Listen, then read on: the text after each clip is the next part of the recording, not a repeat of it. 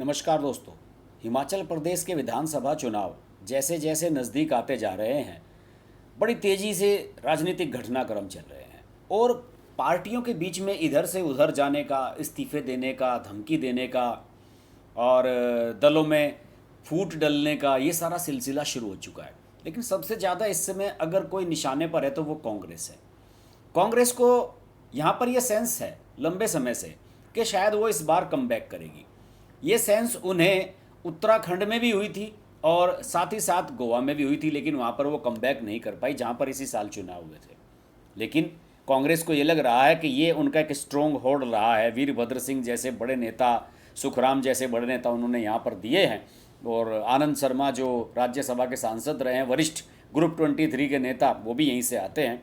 तो उन्हें यह लग रहा है कि इस बार यहाँ पर एंटी इनकम्बेंसी फैक्टर बड़ा तेज़ी से काम करेगा और जयराम ठाकुर की जो बीजेपी सरकार है उसके खिलाफ जनता वोटिंग करेगी और उन्हें पूरी उम्मीद है कि माहौल उनके समर्थन में बनने जा रहा है। इसलिए शायद कमान वीरभद्र सिंह की पत्नी प्रतिभा सिंह और उनके बेटे विक्रमादित्य को सौंप दी गई। लेकिन इस बात से पार्टी में जबरदस्त असंतोष है।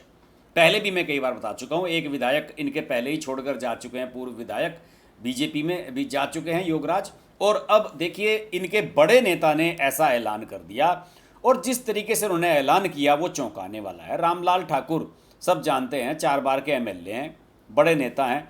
कल उन्होंने प्रेस कॉन्फ्रेंस की और पार्टी छोड़ने का ऐलान किया कि मैं इस पार्टी में नहीं रहूँगा। पार्टी में बड़े पदों पर रहे हैं, कांग्रेस के वरिष्ठ नेता हैं, पूर्व मंत्री रहे हैं, नैना देवी से वर्तमान में विधायक हैं। उन्होंने फ्राइडे को पार्टी का उपाध्यक्ष पद छोड़ने का ऐलान कर दिया था और ये बिलासपुर इलाके में उन्होंने प्रेस कॉन्फ्रेंस की थी जो इनके क्षेत्र में ही आता है। उन्होंने कहा कि वे अपना त्यागपत्र हाईकमान को जल्दी भेज देंगे और चुनाव प्रबंधन कमेटी के अध्यक्ष पद और राष्ट्रीय कांग्रेस कमेटी के सदस्य के नाते वो अब काम करते रहेंगे। इसके लिए वह राष्ट्रीय अध्यक्ष सोनिया गांधी के आभारी हैं और इस बीच उन्होंने कई बार रूमाल से अपनी आंखों के आंसू भी पोंछे। इस घटनाक्रम ने कांग्रेस को हिला दिया है। रामलाल ने यह कहा कि जब वीरभद्र सिंह पहली बार हिमाचल प्रदेश के अध्यक्ष बने थे तब से उन्हें 2 पदों, उपाध्यक्ष और महासचिव पद पर ही कार्यभार दिया जा रहा है। कांग्रेस पार्टी के नेताओं में सीएम पद के उम्मीदवारों के लिए भीड़ लगी है, 4-4 आदमी सीएम पद के लिए तैयार हैं। उन्होंने कहा कि लंबे अरसे से वह प्रदेश कांग्रेस के उपाध्यक्ष पद पर हैं और इसी के चलते इस पद से उन्होंने इस्तीफा दिया है। उनका यह भी कहना था कि हाईकमान विधानसभा चुनाव में उन्हें उतारना नहीं चाहती तो वह चुनाव नहीं लड़ेंगे। वह पार्टी संगठन में एक सच्चे सिपाही की तरह काम करते रहेंगे और अन्य लोगों को भी इन पदों पर काम करने का मौका मिलना चाहिए। उन्होंने कहा कि मैं 1972 से संगठन की सेवा कर रहा हूं। 1985 से पहले एनएसयूआई युवा कांग्रेस में विभिन्न पदों पर काम किया। वर्ष 1985 के बाद प्रदेश कांग्रेस कमेटी में महासचिव व उपाध्यक्ष पद पर मैं तैनात हूँ। इस बात को लेकर उन्हें लगा कि बहुत सारी उपेक्षा उनकी की जा रही है और उन्होंने कहा कि पार्टी इस बारे में जो डायरेक्शन देगी वो कर लेंगे, लेकिन फिलहाल वो इस बात से दुखी हैं। देखिए, रामलाल ठाकुर के जो आंसू हैं उससे कांग्रेस में खलबली मची है। वरिष्ठ नेताओं ने, प्रतिभा सिंह वगैरह ने, राजीव शुक्ला जो वहाँ के प्रभारी हैं, उन्होंने बताया जाता है कि उनसे बात भी की है, लेकिन अभी तक इस मामले को सॉर्ट आउट नहीं किया जा सका है। लेकिन इस पूरे घटनाक्रम से बीजेपी खुश है।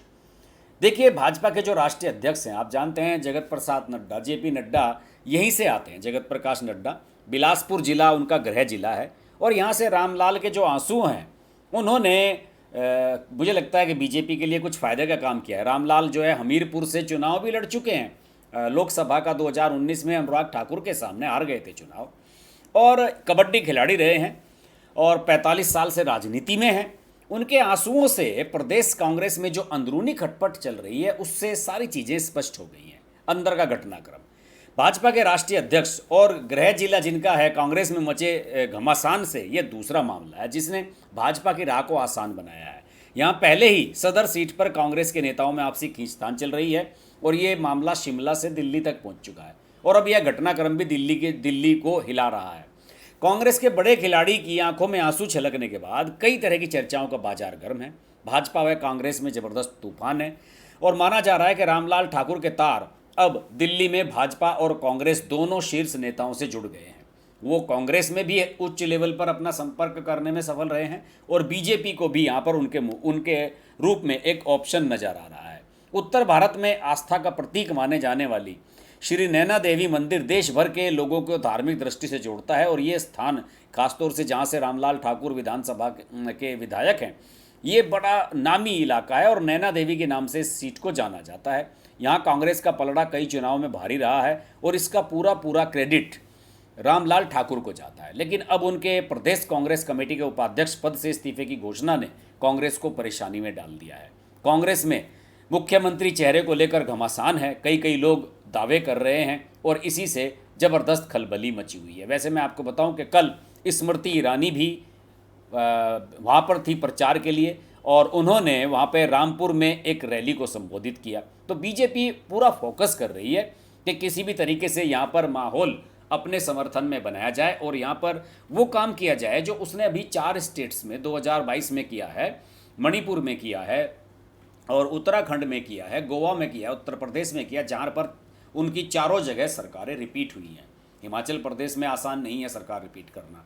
यहाँ की भी नेचर उत्तराखंड जैसी रही थी, एक बार कांग्रेस एक बार बीजेपी। लेकिन अब बीजेपी चाह रही है कि जिस तरीके से हमने उत्तराखंड में रिपीट किया है अपनी सरकार को, हम हिमाचल प्रदेश में भी रिपीट करेंगे। वैसे ये बताया जा रहा है कि 24 सितंबर को प्रधानमंत्री एक बड़ी रैली आयोजित करने वाले हैं और उसके लिए युवा मोर्चा ज़बरदस्त तैयारियां कर रहा है। 75,000 कुर्सियां लगाई जा रही हैं, 1.5 लाख निमंत्रण पत्र बांटे जा रहे हैं और उसमें यह भी तय किया गया है कि 40 साल से अधिक उम्र के लोगों की एंट्री नहीं होगी रैली पर। इस तरह की रैली पहली बार आयोजित की जा रही है। तो बीजेपी बहुत फोकस्ड है और कांग्रेस अंदरूनी राजनीति से अपनी लगातार घिरती चली जा रही है। जैसे जैसे चुनाव नज़दीक आ रहे हैं, नेताओं का असंतोष सामने आ रहा है। खासतौर से जो पुराने दिग्गज नेता हैं उनके बीच में नाराज़गी बहुत सामने आ रही है।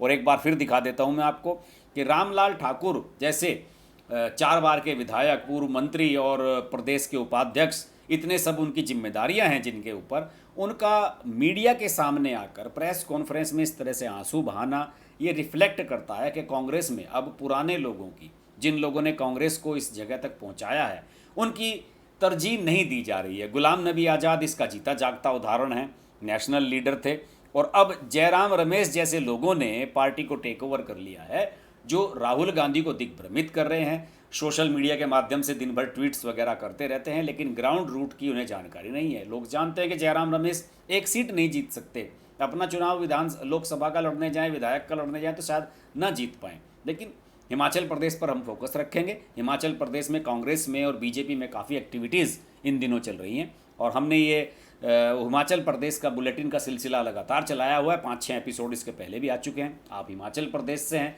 तो कमेंट के माध्यम से मुझे ज़रूर बताइएगा आप कहाँ से हैं, हम आपसे संपर्क करने की कोशिश करेंगे।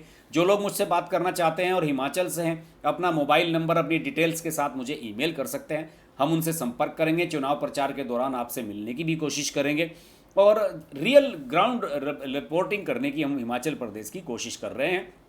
आशा है ये प्रयास आप सबको पसंद आ रहा होगा। वीडियो को लाइक कीजिए और चैनल को सब्सक्राइब करना मत भूलिए अगर अब तक नहीं किया है तो।